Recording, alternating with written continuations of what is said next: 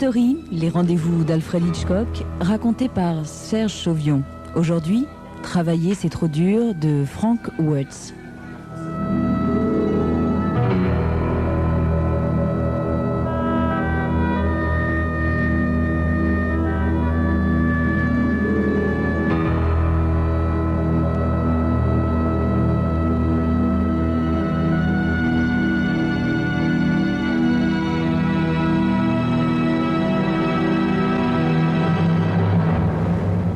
Chaque fois que le cafard me prend, c'est-à-dire 4 fois par an, je me sers un bourbon bien tassé avant 11 heures du matin.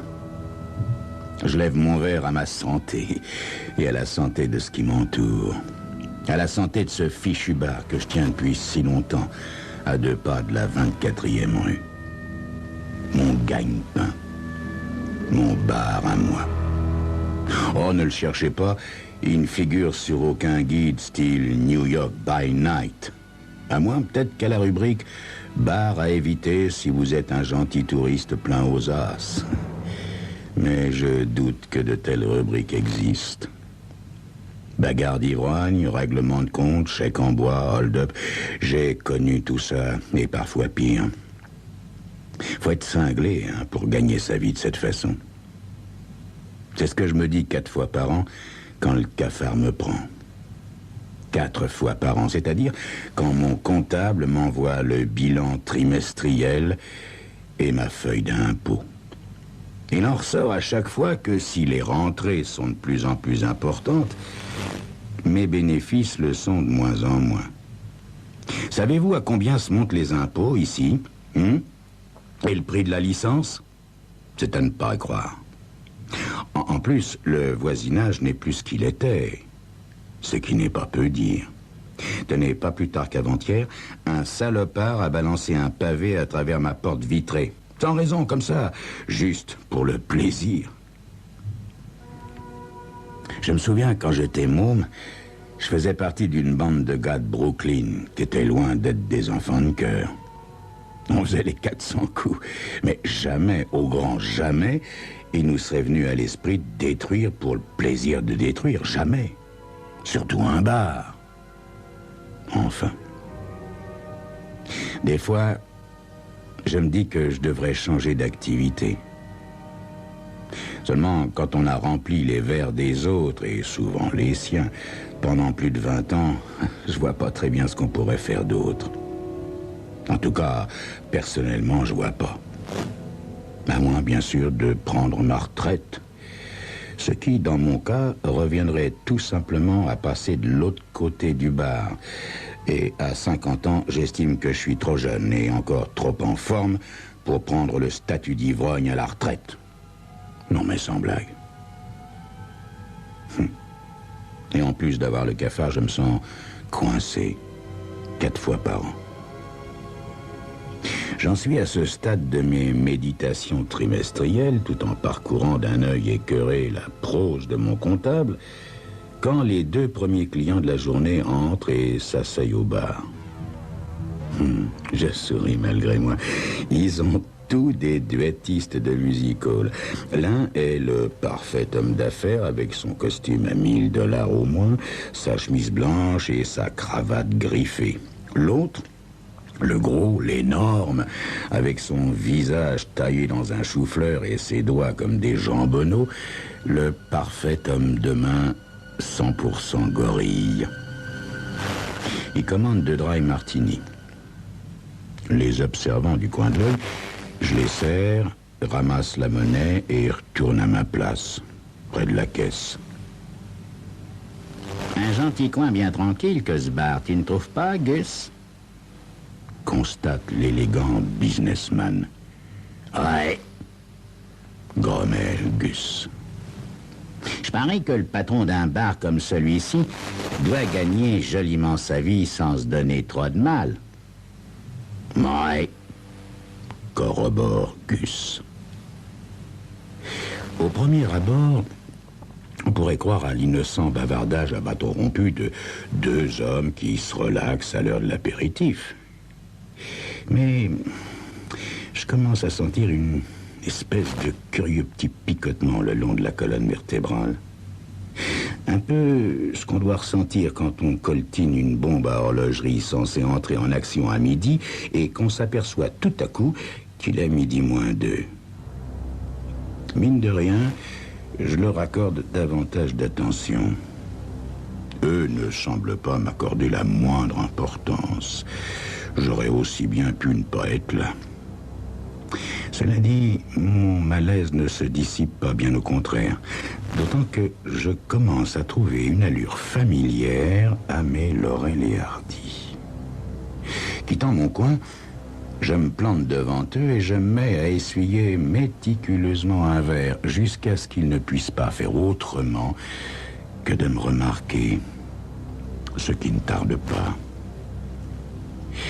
J'ai comme dans l'idée que je vous ai déjà vu ici, fais-je au businessman pour entamer la conversation. C'est impossible. Je me déplace tellement en ville. Je suis peut-être venu, mais je m'en souviens pas. Mon nom est Paulsen, ajoute-t-il. Je suis dans les assurances. Ah. Eh bien, si vous êtes entré ici avec l'espoir de placer une police d'assurance, vous risquez fort de devenir alcoolique avant d'avoir ma clientèle, monsieur Paulsen. Je suis servi et satisfait de ma compagnie. Non mais rassurez-vous, j'ai atteint mon quota pour la semaine, dit-il en riant. Ceci étant, les polices d'assurance que je place couvrent infiniment plus de risques et de dommages qu'aucune autre compagnie. Pas vrai, Gus?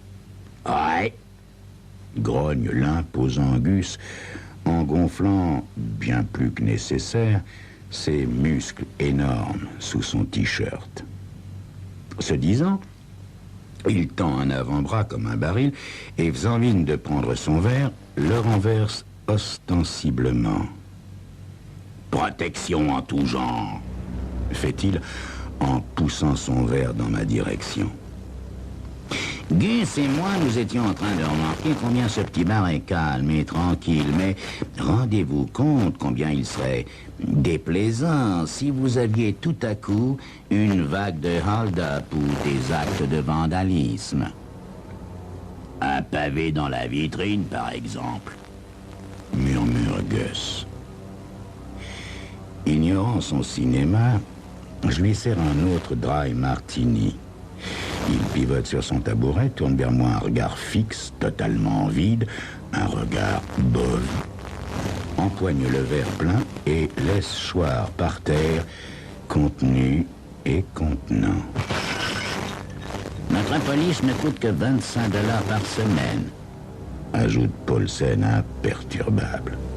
Mais le moindre ennui que vous pourriez avoir ici coûterait 3 à 4 fois plus.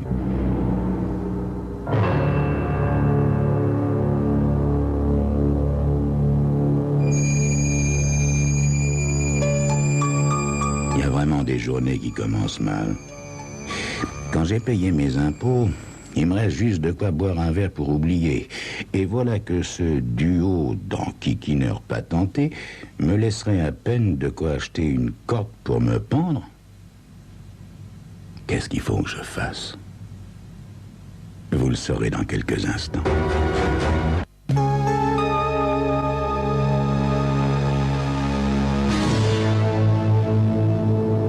Après avoir laissé tomber son verre par terre, le plus fort des deux, l'antipathique, celui qui ressemble à une locomotive, se fend d'un mauvais sourire et écrase les débris de verre du talon. L'autre, l'homme d'affaires, hoche la tête comme si ce spectacle le faisait souffrir. Ah, compliment, un bon comédien, ce Paulsen, ça, faut l'avouer. 25 $ par semaine et nous vous garantissons tranquillité et sécurité. Je vous le répète, vous pourriez avoir des ennuis qui vous coûteraient bien plus. Voyez-vous, chaque fois que quelque chose de très désagréable est sur le point de se produire, je sens mon poil se hérisser et mes muscles abdominaux durcir comme le pare-choc d'un 30 tonnes. Cela dit, je suis bon comédien, moi aussi, monsieur Paulsen. Et comment vous y prendrez-vous pour éviter ce genre d'ennui? Dis-je calmement. Ah, ben je suis heureux que vous me posiez la question, monsieur. Paulsen ouvre son portefeuille et en extrait une sorte de macaron métallique d'un doré terni par le soleil et délavé par les intempéries. Voyez-vous, l'organisation que je représente est très connue et hautement respectée, monsieur. Admettons que j'appose ce sceau sur votre porte. Il sera immédiatement identifié par n'importe quel représentant d'un certain milieu, si vous voyez ce que je veux dire. Ils sauront que vous êtes sous la protection de l'organisation. Si jamais il vous causait des ennuis, ils seraient les premiers à s'en mordre les doigts. Gus et moi passons une fois par semaine pour collecter la prime d'assurance et vérifier que tout marche bien. Ah bon? Parce qu'il peut malgré tout y avoir des problèmes. Oh, rarement, monsieur, rarement, croyez-moi. D'autant que certains de nos, surveillants font des rondes pour veiller au grain. Ils entrent de temps en temps et, mon Dieu, ça fait marcher le commerce. Paulsen y va de son sourire éblouissant et un rien paternaliste. Vous savez, le sourire de celui qui ne vous veut que du bien. Pauvre monsieur Paulsen, il est loin de s'attendre à ma réaction. Quand je la grippe d'un geste sec par le revers du veston et la tire contre moi par-dessus le comptoir, j'ai le plaisir de voir s'allumer dans son regard quelque chose qui ressemble à la peur. Je ne veux pas de vos services, monsieur Paulsen, et qui plus est, je n'en sens pas la nécessité. Je connais mes clients, même si ce ne sont pas des anges, je n'ai pas besoin d'être protégé contre eux. Et maintenant que je vois plus ou moins à quoi vous appartenez, j'ai encore moins besoin de votre protection, cher monsieur Paulsen. Et je le repousse brutalement. Vous êtes vraiment coriace en affaires, pas vrai, Gus? Ouais, gronde Gus, qui quitte son tabouret et se défait de son gilet de cuir, tandis que je contourne le bar à toute allure. Ça doit être un signe de l'âge, parce que il fut un temps où j'avais l'habitude de sauter par-dessus le comptoir 2 ou 3 fois par semaine pour stopper des ennuis ou en provoquer. Gus me rencontre à l'extrémité du bar avec une droite bien lancée qui m'atteint juste un petit peu sur le côté de ma tête. Puis, il recule d'un pas pour voir comment je vais m'écrouler. Première erreur. J'entre dans la conversation avec un uppercut doublé d'un joli swing. Il se courbe en deux. Je conclus en lui assénant sur la nuque un bon coup des 2 mains qui aurait assommé un bœuf. Ça lui évite de commettre une seconde erreur. Me retournant vers Paulsen, j'aperçois, posé sur le comptoir et pointé dans ma direction, un 45 automatique. Ah! Ah, il ne plaisante pas, ce cher monsieur Paulsen. Vous êtes vraiment un client difficile, soupire-t-il. J'étais pas absolument certain de vous avoir reconnu, monsieur Paulsen, mais maintenant, avec ce flingue, j'ai plus de doute. Le hold-up que j'ai eu il y a quelques années, c'était vous. Vous m'avez raflé plus de $500. Vraiment? Oh, excusez-moi, je m'en souviens pas. Il y a si longtemps que je ne pratique plus ce genre d'affaires. Bien. Maintenant, cher monsieur, asseyez-vous tranquillement où vous êtes et gardez les mains bien en vue sur le comptoir. En effet, il se peut que nous soyons obligés de patienter quelques minutes, le temps que Gus se joigne à cette petite conversation. Je crains fort qu'il ne soit de très méchante humeur à son réveil, cher monsieur. Mais oui, voyez-vous, vous venez de lui faire perdre un job qui lui rapportait $250 par semaine. Je l'aurais mis au chômage? Il me semble. Ça fait très mauvais genre pour l'organisation quand un de ses représentants se laisse, convaincre dans un entretien, voyez-vous? En effet, monsieur Paulsen, je vois. Eh bien, vous en serez quitte pour engager un autre chien de garde. À propos, combien dites-vous qu'il touchait par semaine? $250, c'est son pourcentage sur recette. Ça, j'ai peine à le croire. Mais comptez vous-même, Rétorque Paulsen, froissé. nous plaçons 10 polices par jour à 25 $ l'une et les affaires marchent de mieux en mieux. Ouh, bon. Alors moi qui trime les 7 jours par semaine que le bon Dieu fait, je suis loin d'encaisser autant. Une fois que j'ai payé mes impôts, le loyer, la patente, les factures de fournisseurs, je m'estime heureux s'il me reste de quoi m'offrir un verre ou deux pour oublier. Et tous les patrons de bar que je connais sont dans le même bateau. Je suis vraiment surpris que vous réussissiez à en persuader autant à souscrire à votre raquette, Monsieur Paulsen.